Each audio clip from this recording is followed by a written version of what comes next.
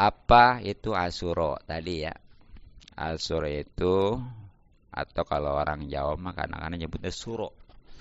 Bahkan bulannya juga bulan suro ya. Jadi Asyura itu tanggal 10 bulan Muharram.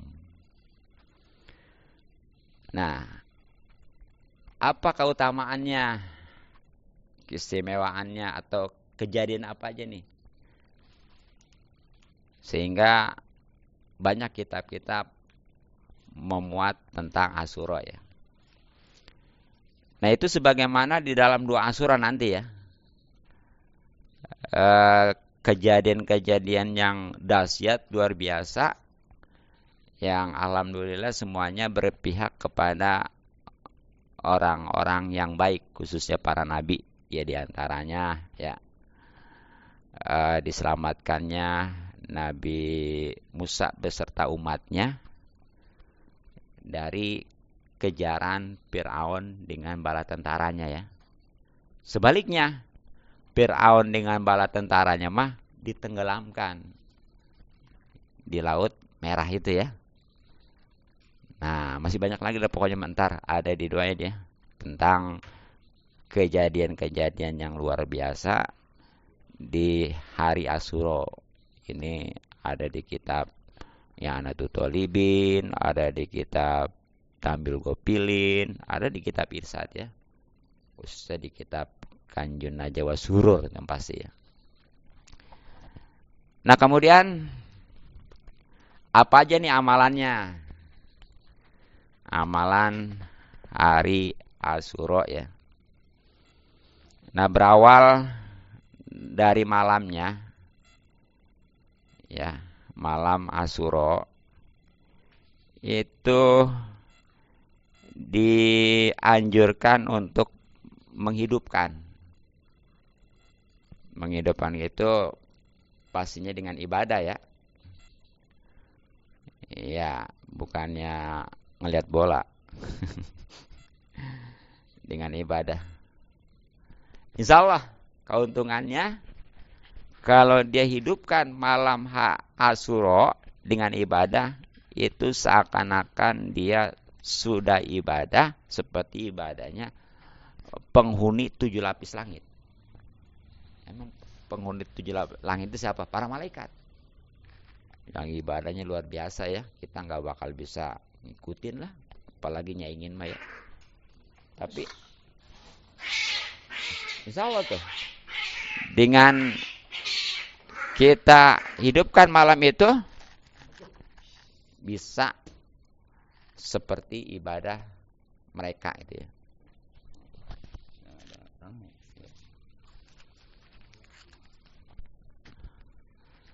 Nah, yang bagaimana nih cara ngidupinnya ya?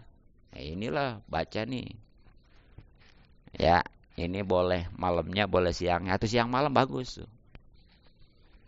Itu baca satu, hasbiyallah wa ni'mal wakil, ni'mal mola wa ni'man nasir. Berapa kali? 70 kali ya. Iya, 70 kali. Nah, ini keuntungannya insya Allah. Kalau orang itu baca di hari Asyura atau malamnya ya, dia bakal dihindarkan daripada keburukan tahun itu tuh.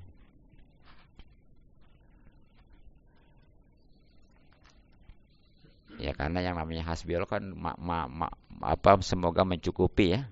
Itu. Kemudian membaca tasbih subhanallah mil al mizan wa muntal ilmi wa mablagha ridha wa zinatal ars. Walhamdulillah mil al mizan muntal ilmi wa mablagha ridha wa zinatal ars. Wallahu akbar mil al mizan muntal ilmi wa mablagha ridha wa zinatal ars. La malja wa la manja minallah illa ilaihi subhanallah adana sabil watri. Wa adada kalimatil mati kulli walhamdulillah adada sabil watri. Wa ada kalimatil laita mati kulli Allahu akbar anda ada sapiul watri wa ada kalimatil laita mati kulliha asaluka salamata bi rahmatika ya arhamar rahimin wala haula wala quwwata illa billahil aliyyil azim Wa wasbi wa ni'mal wakil ni'mal mal wa ni'man nasir. 10 kali itu ya. Nah, ini keuntungan apa? Insya Allah hatinya nggak bakal mati. Dan seandainya dia mati pada tahun itu, insya Allah husnul khotimah gitu ya. Bahkan sebagaimana di dalam doanya itu ada kata-kata ashaluka salamah gitu ya. Mudah-mudahan selalu diberikan keselamatan. Nah, kemudian baca doa Asyura nih. Doa di Asyura ya. Bismillahirrahmanirrahim. Alhamdulillahirabbil alamin. Allahumma shalli ala sayyidina Muhammad wa ala ali sayyidina Muhammad. Allahumma ya mufarrija kulli karbin wa ya mukhrija zinnuni yauma asyura wa ya jami' samli yakum yauma asyura wa ya ghafira zambi Daud yauma asyura wa ya kasibad durri Ayyub yauma asyura wa ya sami' da'wati Musa wa Harun yauma asyura wa ya khaliqak ruhi Muhammadin sallallahu alaihi wasallam yauma asyura wa ya romana dunya wal akhirah la ilaha anta ikdi hajati fid dunya wal akhirah watil umri fituatika wa mahabbatika wa ridhoka ya arhamar rahimin wa ini ayatun thayyibatan wa tawaffani al islam wal iman birahmatika ya arhamar rahimin wa sallallahu alaihi khalqi sayyidina Muhammad wa ala alihi wasallam walhamdulillahi rabbil alamin. Tuh ya. Itu di dalam doanya itu mengandung tuh tadi ya yang saya ceritakan di awal, kejadian-kejadian yang luar biasa yang semuanya alhamdulillah memihak kepada orang-orang yang baik, khususnya para nabi di situ tuh ya. Nah, ini keuntungan insya Allah satu, dipenuhi hajat baik urusan dunia maupun akhirat. Kedua, insya Allah dipanjangkan umur, tentunya dalam taat kepada Allah Subhanahu Wa Taala. Ketiga, akan diberikan kehidupan yang baik. Insya Allah rezekinya lancar gitu ya. Dan keempatnya, kalau seandainya dia mati pada tahun itu mati wafat dalam keadaan membawa Islam dan iman, dengan kata lain husnul khotimah. Ya. Kemudian termasuk amalan Asyura adalah sholat 4 rakaat nih. Sholat 4 rakaat bagaimana prakteknya ya? Jadi sholat sunnah mutlak aja atau hajat lah. Ya, 4 rakaat. Ya kalau siang mah boleh langsung 4 sekaligus tanpa tasawuf awal ya. Nah, bacaannya setiap rakaat habis Fatihah ya, baca surat Al-Ikhlas 51 kali. Berarti kalau 4 rakaat berapa? 204 ya? 204 ya? 51 setiap itunya. 204 ya. 51. Iya, gitu ya. Iya. Iya, ini inti salah ya. Keuntungannya itu Allah mengampuni dosa-dosanya selama 50 tahun. Tuh ya. Iya. 50 tahun ya. Iya kan? Iya. Nah, itu di dalam sholat ya. Kemudian kalau mau di luar sholatnya baca lagi 1000 kali surat Al-Ikhlas ini khusus ya. Nah, itu keuntungannya insya Allah Allah Subhanahu Wa Taala melihatnya dengan penuh atau pandangan kasih sayang ya, sehingga nggak bakal disiksa selamanya. Bahkan dia itu termasuk dicatat ya sebagai orang-orang yang sidikin. Sidikin itu luar biasa ya, bahkan sampai namanya digandengkan dengan para nabi. Itu kan ada di 2 kamilin ya. An'amta alaihim minan nabiyyin wasidikin gitu ya. Nah, kemudian amalan Asyura adalah Puasa ya, puasa.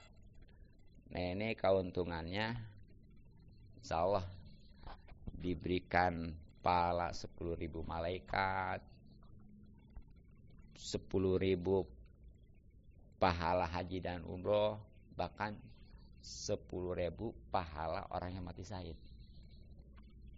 Udah lah itu luar biasa ya, nggak gue udah ceritakan panjang. Ya, puasa tuh hari Selasanya betul. Nah tapi ya bahkan insya Allah bisa ngampun dosa yang setahun ya. Setahun yang akan datang bisa terampuni dosa. Tapi rupanya mah orang-orang Yahudi juga tuh hari Asyura mah pada puasa. Itu terbukti ketika Rasulullah hijrah ke Madinah. Kan hijrah itu kan tanggal 1 Muharram ya. Selang 10 hari kan itu hari Asyura. Itu orang-orang Yahudi pada puasa. Begitu ditanya kenapa kalian puasa? Karena saya bersyukur Nabi Musa alaihissalam dan umatnya itu diselamatkan pada hari Asyura. Tuh. Bukan Yahudi mah. Akhirnya kata Nabi, ya aku lebih berhak untuk bersyukur. Makanya puasa Nabi juga, tapi khawatir kalau umpamanya hanya begitu aja bisa dianggap menyerupai suatu kaum antasaba biqaumin faminhum. Makanya bedain. Ya, dengan apa? Dengan puasa Tasu'a. Yaitu tanggal 9. Ya. Ya 2 hari maksudnya. Jadi iya Senin sama Selasa ya. Bagaimana kalau umpamanya tanggal 9 nggak bisa, itu Senin Selasa Rebo gitu ya. Jadi 10 sama 11. Yang bagusnya sih itu Senin Selasa Rebo gitu ya. Ya terutama tadilah Asyura wayanya tuh. Ya. Dan juga amalan hari Asyura ya. Ya, ini tentunya bukan di hari Asyuranya. Adalah dia di malam Asyuranya ya. Itu memberi bahkan tuh puasa Asyura itu satu harinya itu seperti puasa setahun ya. Satu harinya itu ya. Iya, wow luar biasa ya. Gitu ya. Ya. Dan di samping itu ya, amalan Asyura nih dia memberi pembukaan lah bagi orang yang puasa Asyura ya. Tuh, memberi pembukaan nih. Itu insya Allah kalau dia memberi pembukaan buat orang-orang yang puasa hari Asyura ya, itu akan seakan-akan dia sudah ngasih makan, sudah ngasih pembukaan untuk seluruh umat Nabi Muhammad SAW sampai kenyang lah gitu ya. Berarti umat Nabi masa dunia nih ya. Gitu.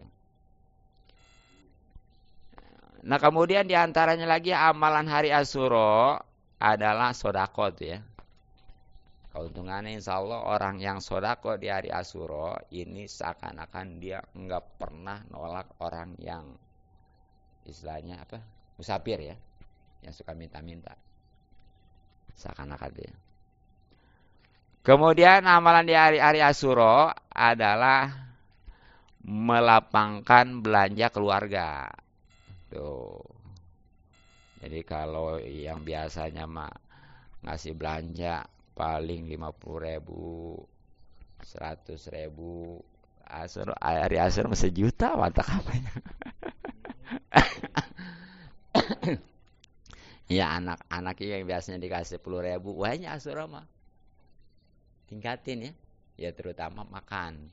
Yang biasanya makan cuma paling sama tempe, tahu ya. Nah, Asyura wahnya beli daging. Ya. Biar enak. Ya ini tadi buat sahurnya ya. Buat bukanya gitu. Insya Allah tuh kalau orang meluaskan belanja keluarga di hari Asyura, itu nanti setahun ke depan juga akan diluaskan rezekinya oleh Allah Subhanahu wa Ta'ala. Nah terutama ya amalan di hari Asyura memang momen kesebut lebaran yatim, benar nggak? Tuh, ini dianjurkan untuk ngusap kepala anak yatim. Insya Allah tuh setiap rambut yang kesentuh oleh tangan itu jadi pengangkat derajat. Kalau kepala yatim itu rambutnya ada 1000, 10.000 ya, itu jadi 10.000 ngangkat derajat. Ada yatim rambutnya 10.000. Kalau nggak itu hitung aja ya. Iya. Nah makanya nih yatim ini yang belum balik. Sebab kalau udah balik mah laki-laki perempuan nggak boleh kan? Iya gitu usap tuh ya. Nah, buka dulu wayanya, kalau waya santunan mah gitu buka. Makanya yang belum balik tadi ya. Kan kalau udah balik mah nggak boleh. Banyak laki-laki ngusap-ngusap rambut perempuan itu ya. Makanya yatim mah yang belum balik. Yang belum balik itu kan di kitab Sapinya jelas. Jadi kalau laki-laki cirinya kan balik itu 2. Satu, keluar sperma walaupun belum umur 15 tahun ya. Biasanya sih 9 atau 10 tahun. Keduanya dia keluar sperma mah belum, tapi udah 15 tahun. Nah, itu juga udah balik ya. Tapi hitungannya tahun Hijriah, ingat, bukan tahun Masehi. Itu beda, setiap tahunnya itu 11 hari. Dianggapnya mah belum balik, baru balik aja padahal mah udah 4 atau 5 bulan bahkan 6 bulan itu udah balik ya, karena beda. Nah, kalau perempuan tambah lagi satu, yaitu head, sama dengan kalau sperma tadi ya. Jadi walaupun belum umur 15 tahun, kalau udah head mah itu udah balik. Itu. Tuh, jadi yang belum balik. Tapi jangan diusap-usap doangan orang, luar rambut mah pakai kusut ya. Iya, ngasih duit mah kagak lagi gitu ya. Kesantunan. Nah, kalau dia udah nyantun tuh insya Allah dia walaupun satu nyantun itu seakan-akan nyantun seluruh anak yatim daripada keturunan Nabi Adam nih ya. Jadi seluruh sedunia seakan-akan gitu. Padahal satu doang tuh. Makanya wayanya itu hari itu menyariin. Nyariin anak yatim ya. Yang belum balik sekali lagi, kalau yang udah balik mah tuh saya juga udah yatim piatu ya. Iya, bahkan saya usia 15 tahun udah yatim piatu ya. Ya, nah jadi itu. Ya bahkan nih keuntungan daripada yang namanya nyantun yatim, insya Allah hati lembut ya. Kemudian juga hajat terkabul tuh. Makanya orang kadang-kadang ada yang sengaja diagendain ya. Setiap Jumat nih nyantunin yatim sekian gitu ya. Iya. Dan terutama insya Allah di akhirat orang yang menyantun yatim itu ya dekat bersama Rasulullah SAW sampai Rasulullah itu mengisyaratkan 2 jarinya ini gitu ya. Nah itulah amalan Asyura, dan keuntungannya sebenarnya masih banyak ya. Ya seperti silaturahmi, terus jaroh atau mengunjungi orang alim, orang yang mengerti agama dinamalkan, kemudian ngelayat orang yang sakit ya, kemudian memotong kuku, kemudian mandi dan lain sebagainya ya. Iya, mungkin cukup ya, mudah-mudahan manfaat